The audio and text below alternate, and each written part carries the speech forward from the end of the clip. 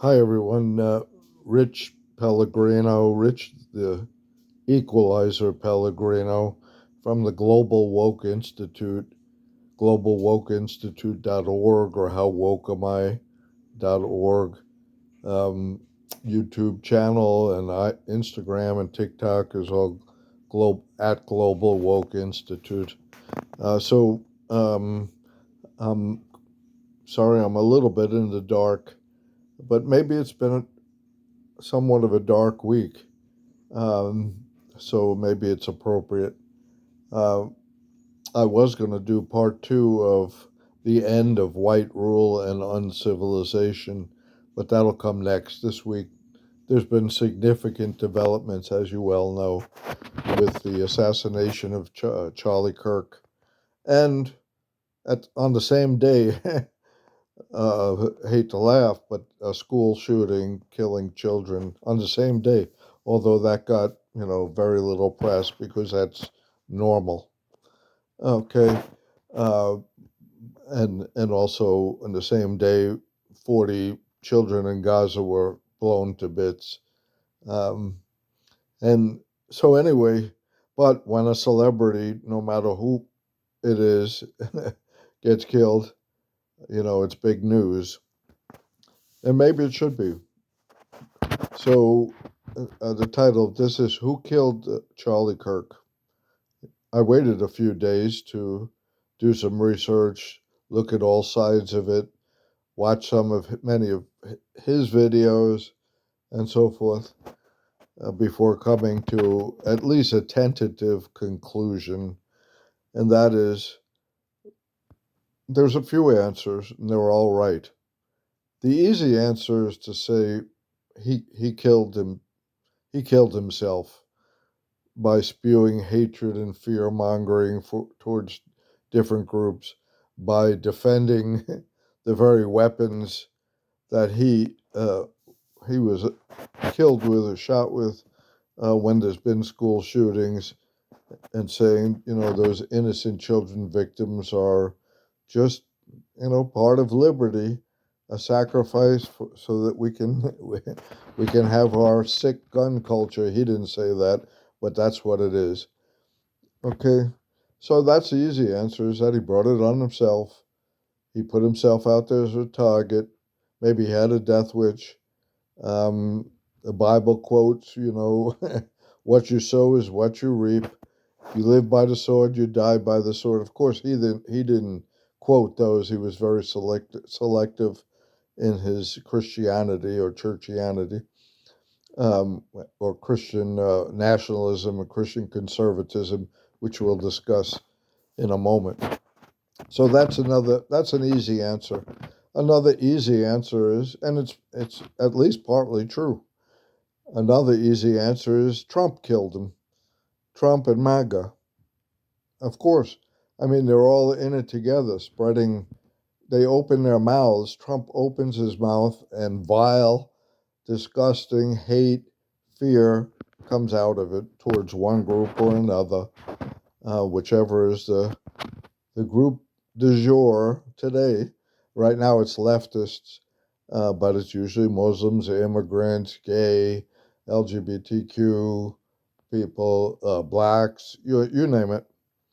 Um, so, yes, it's a culture of hate and fear mongering which attracts violence, or, provokes violence, and attracts it. And it's going to catch up with you. So those are the easy answers. Now, and they're true, at least partly true. So, now here's the harder answers. Okay, of course we have the guy who pulled the trigger too, and I'm gonna get to him. That's another easy answer, of course, to blame him because he pulled the trigger and actually shot him. But the harder answer is, who killed Charlie Kirk? We did. If you go by the label American in any way, shape, or form, right, left, liberal, conservative, whatever you want, Democrat, Republican, radical, moderate, American, we did it. We are a culture of violence. We are born in violence. Our country was born in violence. We are bred in violence everywhere around us. If you look at the news, if you look at movies, entertainment, video games, I mean, violence is just as apple pie as America, or as American as apple pie. Okay, we started out with genocide, Native Americans, and slavery, the most violent slavery in the history of the world. Then Jim Crow, peonage, mob rule, all types of violence, mass incarceration, you name it. It's just mass shootings weekly, if not daily. Um, a gun culture where we love guns more than our children and our Bibles. We'll do anything to protect our guns. So we did it. We have a culture of violence. We killed Charlie Kirk. We killed children at schools every day. In Colorado, the same day Charlie Kirk was shot. We kill uh, children in Gaza. It's our bombs, your money and my money, that is supplying the bombs, um, and so on.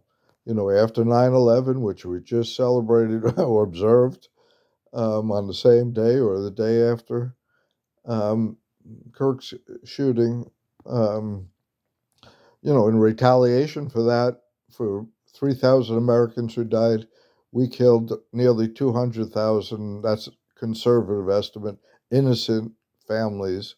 Okay, I'm not talking about combatants or terrorists. So anyway, we have a culture of violence. We have to admit that.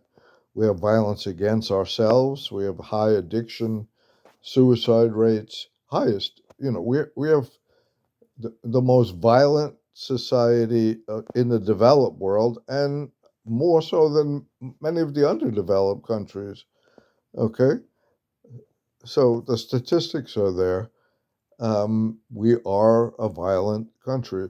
Dr. King, my leader, my prophet, my American homegrown prophet, visionary leader, true Christian, we'll talk about that in a moment, said that America is the greatest purveyor of violence in the world. Everywhere. Everywhere we go, it's violent. It's violence, okay? So until we can look in the mirror and admit that, we're not going to solve it. Dr. King, by the way, gave us the answers. He led a nonviolent revolution successfully, as did Gandhi, who he learned from.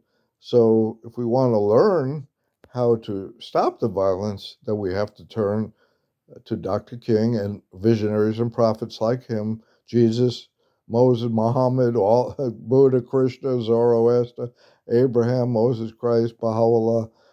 They all taught the same values, spiritual principles that Dr. King put into practice, the triple evils, getting rid of the world's triple evils of racism, poverty, and militarism, while we're putting the military in the streets here. Okay, so let's get back to Charlie Kirk, and I feel for anybody that whose life is taken or cut short, especially the children right now around the world who are suffering in our schools in Gaza and so forth. But and for Charlie's children, but perhaps they've been saved by not being poisoned by his vitriol. Who knows? I'm not God. I don't know how the universe operates. That's not my job. My job is to try to understand and understand what's going on, and then do the best I can. Do the most good and the least harm is what I say. But anyway, let's look at Charlie and many of the MAGA people and Trump. Trump is delusional, by the way. Charlie was more intelligent, was in many, more sane, I would say, by 1,000 times than Trump is. Uh, so let's look at Charlie. He's a self-professed Christian conservative and Christian nationalist. Okay, so he was a confused young man from the beginning. It was not in touch with his authentic identity.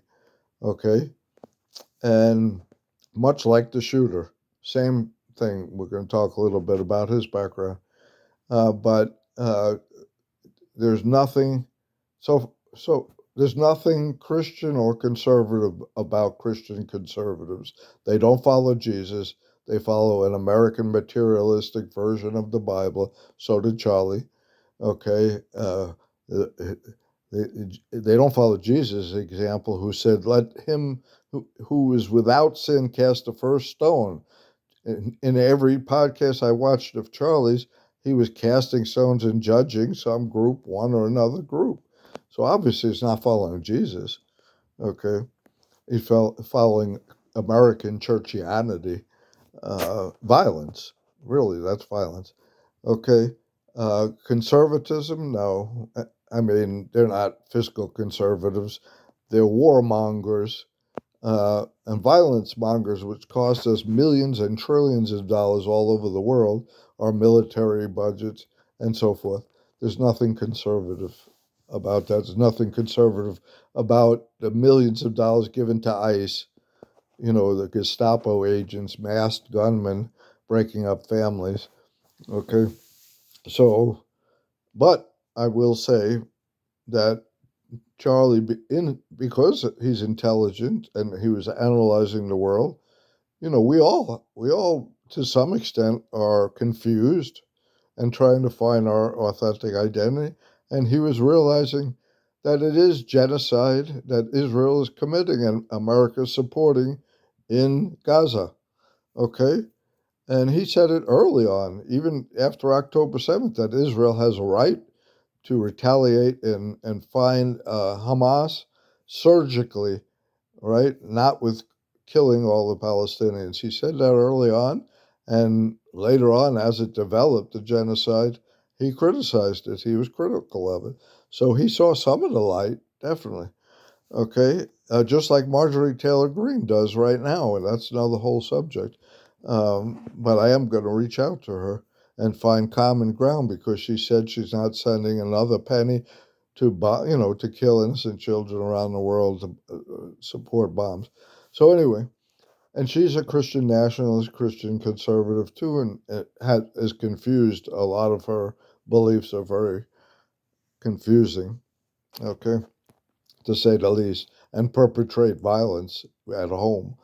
But anyway, um, so Christian nationalism, another oxymoron, because there's nothing Christian about being attached to national greatness, exceptionalism.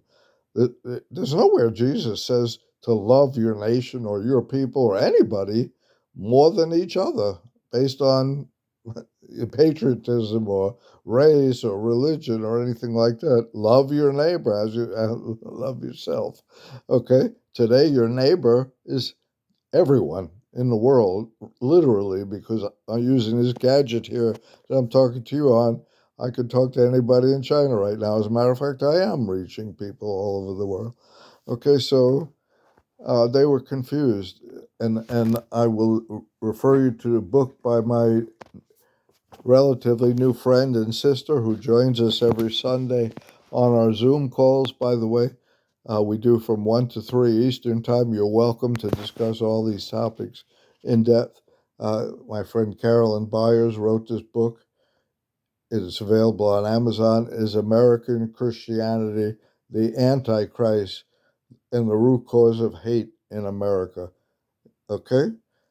So it's a great book, only 100 pages. You can read it quickly, and she's got some great insights there. So anyway, that's and I know I'm going on a little bit long. Let's talk a little bit about the shooter. What I've learned. This may not be 100% accurate because it's still early, but what I've picked up is that he grew up in a Mormon conservative, quote, Christian home with a love of guns and, fairly affluent in Utah home. I believe his father was a sheriff who was in law enforcement and so forth. And then at the age of 18, 19, he got to go to college, and he started meeting other people and getting other ideas. And that's the beauty of education, is to help you to think and see the world and think for yourself. Okay? So, and by the way, Charlie's group Turning Point terrorized educators all over this country, terrorized them, that so many educators received death threats from the instigation of Charlie and Turning Point. He put together a hit list of, quote, liberal professors, okay, and made their lives miserable. So let's not whitewash it.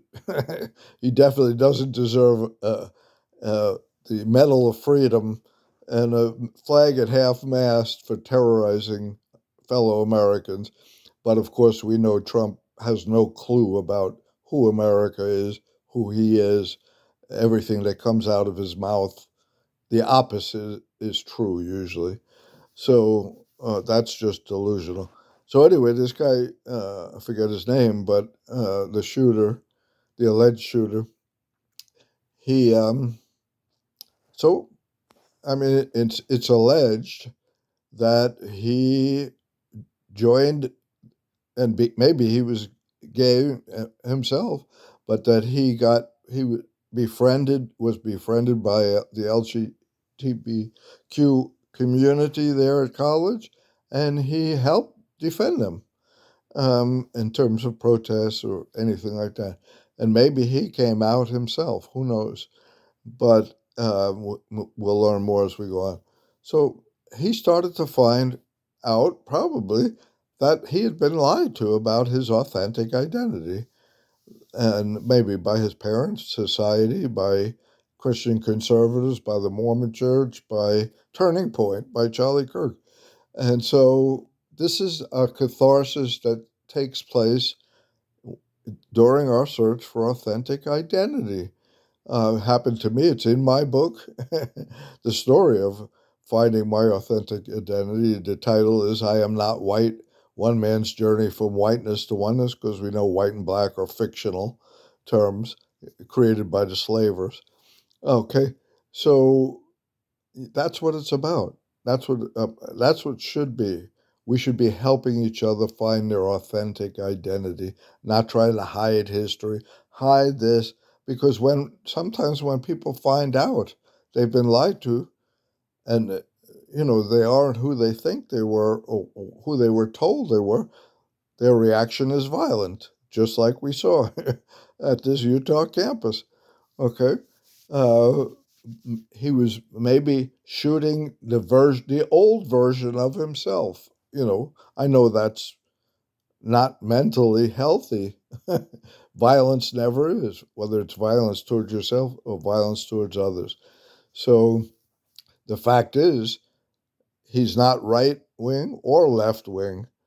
You know, he was in the process of discovering who he was, and for some reason he decided to take it out violently on Mr. Kirk, and that's what happened, and that's what's happening daily in this society. We're responsible for all of this: the inner city killings, black on black, white on white crime, which is the same percentage as black on black crime. All of this, all of these domestic violence, school shootings, mass shootings, we're all complicit unless we're doing, I mean, even um, even if we are doing the work to try to change it, we're still complicit because we're still beneficiaries of this violent society. Matter of fact, we wouldn't have the standard of living we have now if we were not enslaving people around the world as we speak. Okay, so we're going to have to learn to decrease our materialism, our dependence on low prices, and so forth. Okay, that's another whole story, and I've gone on long enough tonight.